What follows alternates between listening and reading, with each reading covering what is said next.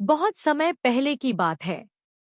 उत्तर भारत के एक शांत और सुंदर गांव शिवपुर में दो बिल्कुल विपरीत स्वभाव के व्यक्ति रहते थे। एक था रामू, एक गरीब किसान जो मेहनत और ईमानदारी में विश्वास रखता था। दूसरा था सेठ धनराज, गांव का सबसे अमीर व्यक्ति पर बेहद लालची और अहंकारी। रामू मेहनतकश और संतोषी। रामू का जीवन कठिनाइयों से भरा था। उसका छोटा सा मिट्टी का घर था, छप्पर से टपकता पानी और टूटी खाट उसका संसार था। हर सुबह वह सूरज उगने से पहले खेतों में पहुंच जाता, बैल के साथ हल चलाता और शाम को थकाहारा लौटता। फिर भी उसके चेहरे पर एक मुस्कान रहती। उसकी पत्नी गोमती और दो छोटे बच्चे उसके साथ रहते थे। परिवार में प्यार और सादगी थी।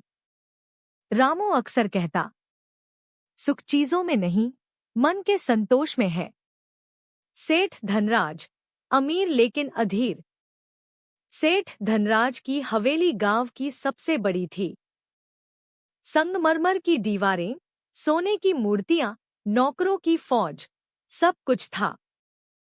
पर फिर भी धनराज चैन की नींद नहीं सो पाता था। वह हर रोज केवल एक बात सोचता, और कैसे अमीर बनूं? वह गरीबों से ब्याज पर पैसे देता, किसानों की जमीनें हड़पता और दूसरों के दुख से मुनाफा कमाता। धनराज की नजर रामू की जमीन पर। रामू के पास एक ही संपत्ति थी, 1 एकड़ उपजाऊ जमीन। उसी से उसकी जिंदगी चलती थी। एक दिन सेठ धनराज ने रामू को बुलाया। सेठ, रामू, सुना है तेरी जमीन में अच्छा उत्पादन होता है। तू मुझे बेच दे, मैं तुझसे बाजार से 2 गुना दाम दूंगा। रामू विनम्रता से, सेठ जी, वो जमीन मेरे पिता की आखिरी निशानी है।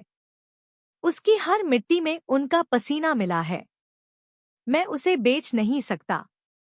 सेठ का चेहरा गुस्से से लाल हो गया।